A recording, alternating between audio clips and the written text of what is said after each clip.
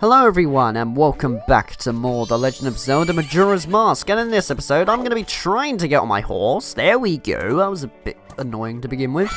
And just having more of a look around Romani Ranch, but literally only for a bit, because then I said that you know, I would go out and then try to get to the next area. Or actually no, I can race against certain people and stuff, but first off, I would like to go and see what this woman right here has to say. Can I speak to her like this at all? I would like to just go around. Okay, fine. I'll just have to get off my horse or so in order to have a word with her. Right, cool. Usually I sometimes like to stay on my steed so that then I can just speak to them, but sometimes you have to be at a certain position. That mask. Oh, what? She says something different when you wear it. Oh, that's right. The town should be having its carnival soon. Wait, what? Hold on. I think I just discovered something. What about if I wear another mask, madam? What do you say then? That mask. Oh, that's right. The shall be having its carnival soon?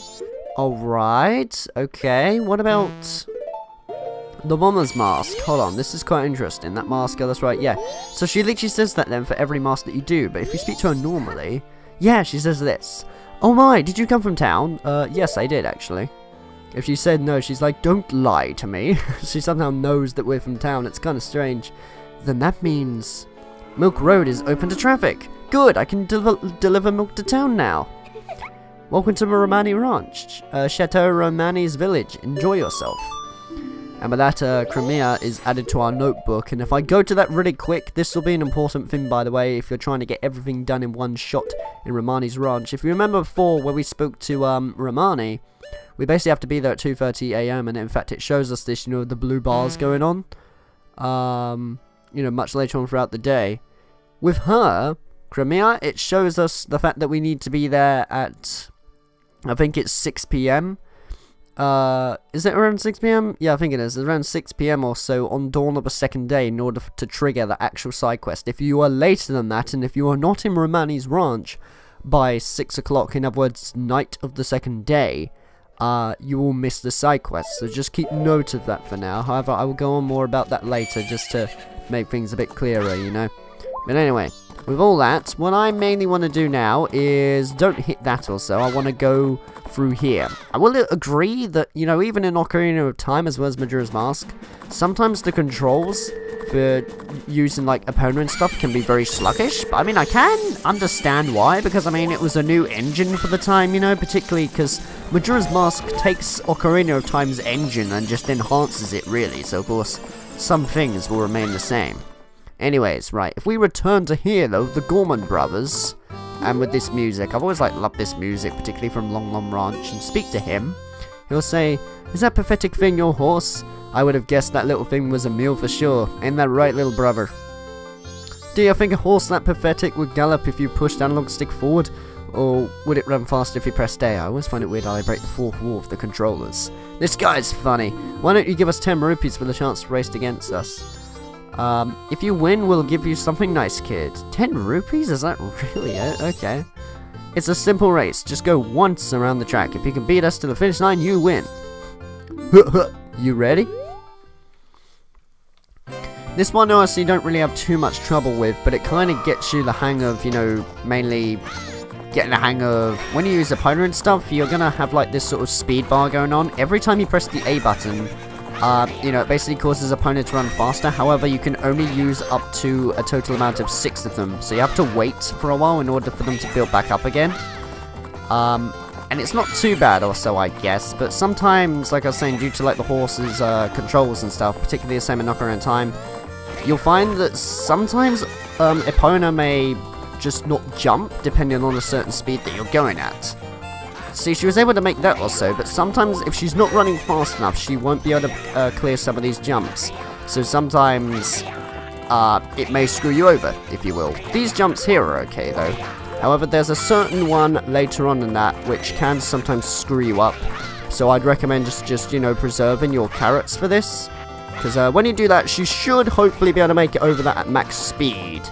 Which in this case she did, so I was really happy about that. So I always make sure, you know, that I have enough carrots at the very end or so. I believe they're carrots, aren't they? Are we like feeding our carrots while going along? That's kind of strange, really.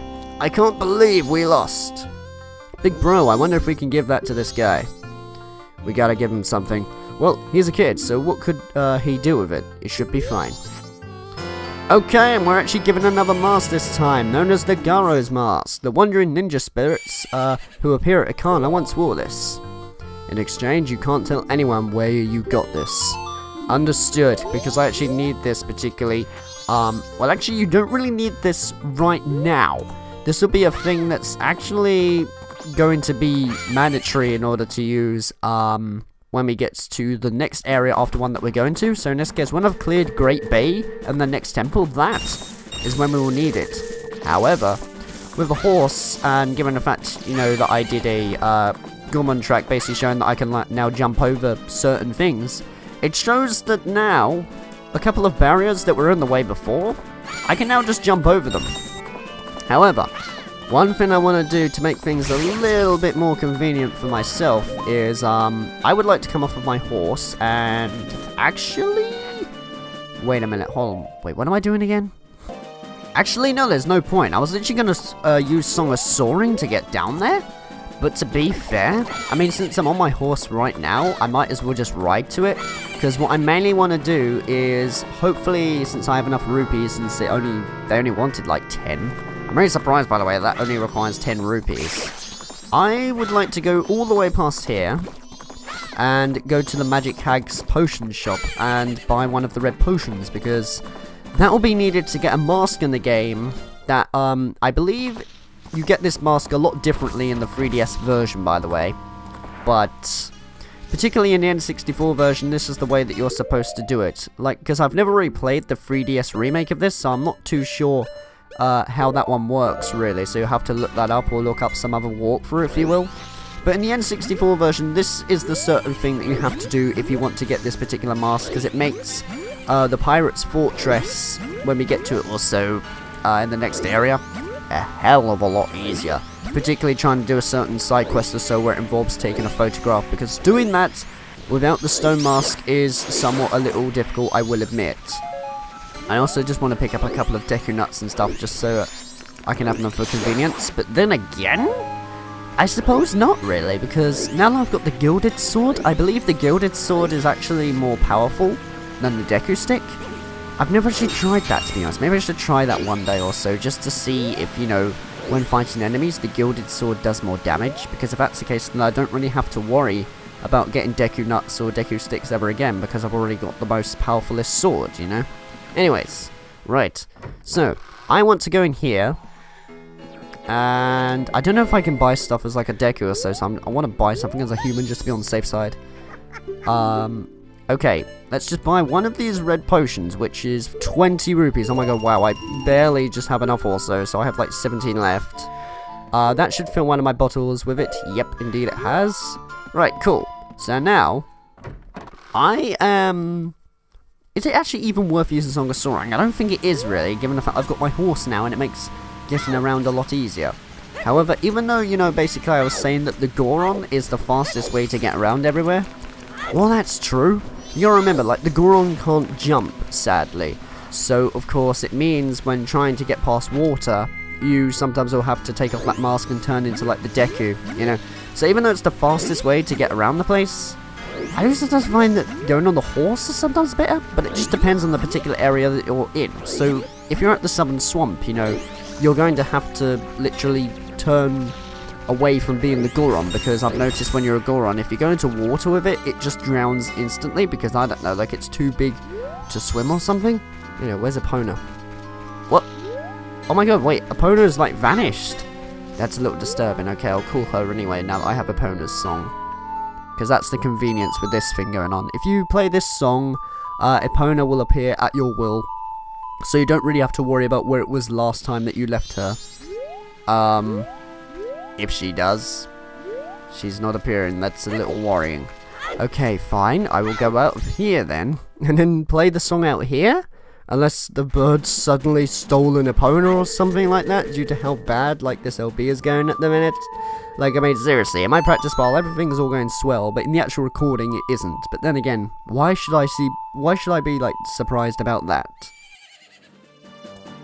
Alright, cool, so you hear that, and now what? What? Hold on, that doesn't even make any sense. I, like, played my song in there, I put I came off of you, like, in there, Epona. And then you came from there to get back here. Like, what? How is that even... I don't even know. Oh, well. Anyways, what I mainly want to do is get to a new area, though. Not the new area as in where the temple is, but this one is actually one of the last areas that you do get to in the game, but there's a couple of things that we can do now since we have Epona with us. You see, when we go through here originally, there's this massive barrier in the way, meaning I couldn't really do much about it. However, you could do if you did that, you know, Goron glitch, if you will, where you put down a bomb. And then if you time it right with the Goron, you're able to jump while crouching, and it will cause you to explode in the air to give you extra height, and you'll just fly right over the barrier that way. So that can be used, you know, to basically break, or at least sequence break the game, if you will, but I don't know. Since this is an LP and that, and quite a deep and engaging game, I just want to play it the normal way. I would like to jump around like this, and have a look at this fella up here. Oh my god, I saw him while I was on my horse. Yeah, what are you doing in a place like this?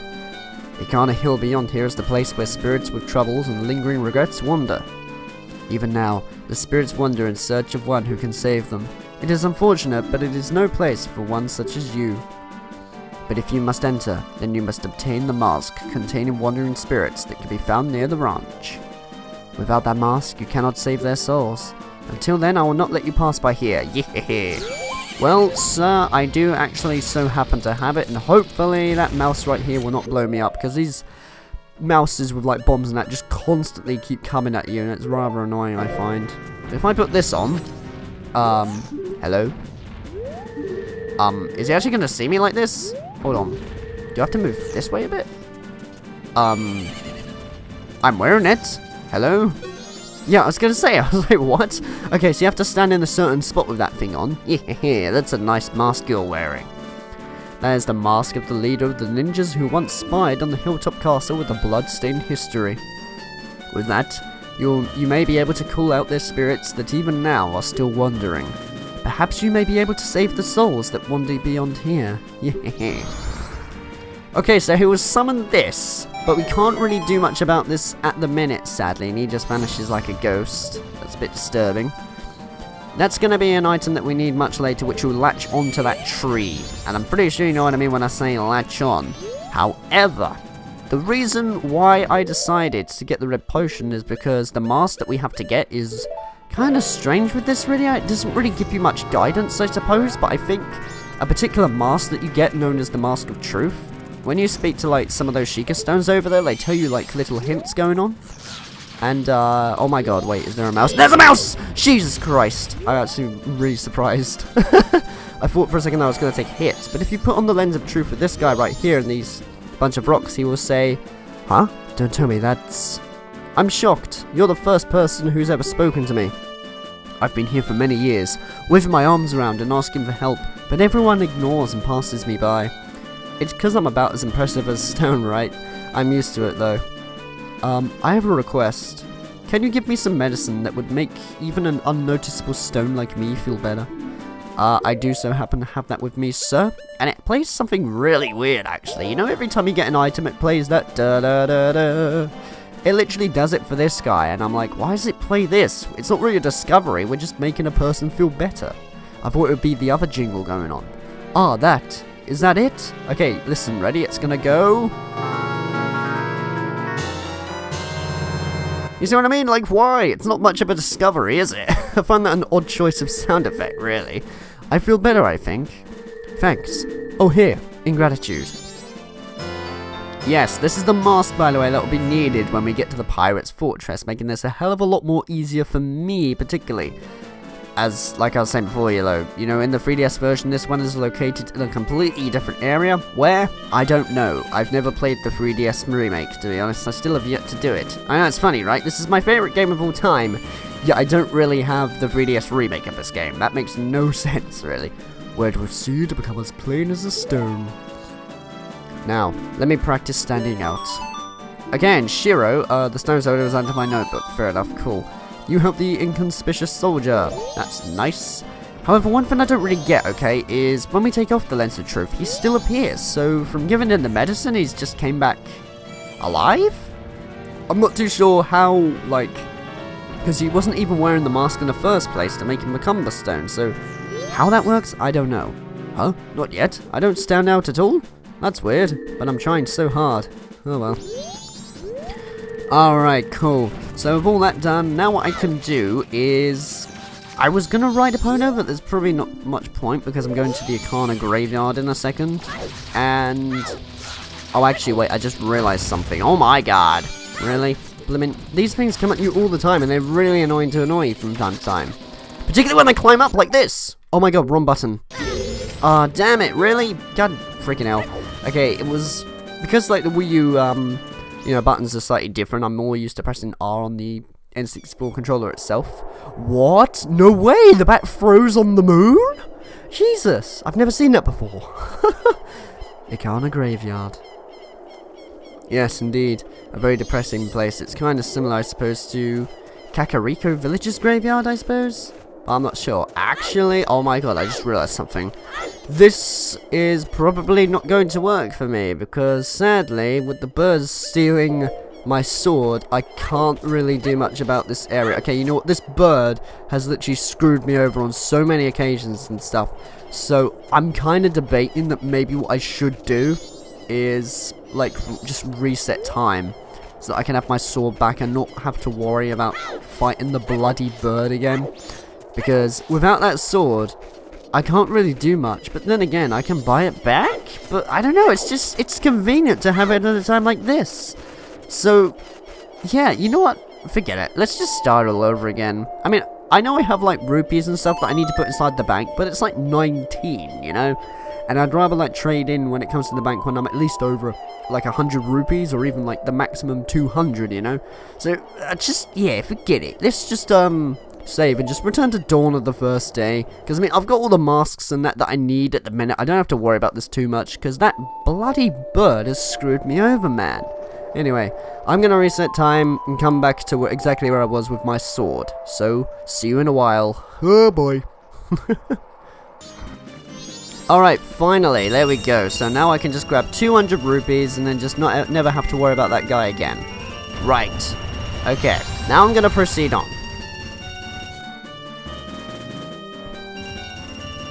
It's still going. Alright, yeah, cool, and actually this allows me to do an extra thing as well. Since I've actually got my sword back, I'm now going to hit this just to make things a bit more convenient. Because if I was trying to do that side quest or so, literally zooming back to where I'm supposed to be would be a little bit challenging, to be honest. And also, should I just capture this fairy? I don't see why not. I'm just cutting this bit into like a highlight, damn it. I was given the same name as the ranch. What's your name? Actually, since I can show you an alternative thing going on, I might as well just show her what happens, you know, if you say I won't say my name. The complete opposite of everything I've done. Well, alright then. How about Grasshopper? That's the name Romani gives you, and then it just continues on from here. There you go, a bit of difference. You know, I was kind of curious actually, so I might as well just try out getting like the main thing, you know? Where you basically beat the record. Amazing! It's a new record! You two work perfectly together. When your arrow hits these, they'll burst into nothing, but the real ones keep popping up. If they get in the bomb, we lose. They run away at first light of the sun, so we'll have to keep fending them off until then. Yeah, I got all that, fair enough. So she literally doesn't really give you anything, just to prove, you know, that when you do beat the record, it's not really entirely worth it, but I don't know. It was quick and easy, so I thought I might as well. Kinda. Oh yeah, by the way, if you speak to her one more time, she says this. These are Romani bread. My father left them for us. An inheritance from the heavens. This is Crimea, by the way. The special Romani bread cows are the source of Chateau Romani, the most desired of forbidden milk. It is a mystical milk that fills you with magic power. If you seek the dreamy milk of Chateau Romani, please visit Latte, near town's east gate. How was my sales pitch? I wonder if I said it just like it's written in the brochure. Aha! I got you up before you hit me. Nice. And on that note or so, since I'm now back finally with my sword, I reckon I'm going to call off the episode right here, just for convenience and stuff. And next time we're going to be talking to that guy over there, as well as hopefully getting a new mask, because we're going to be fighting some sort of mini-boss, if you will. So in the next episode, we'll be doing that! Haven't said that in a while. So take care, guys, and I will see you in the next one.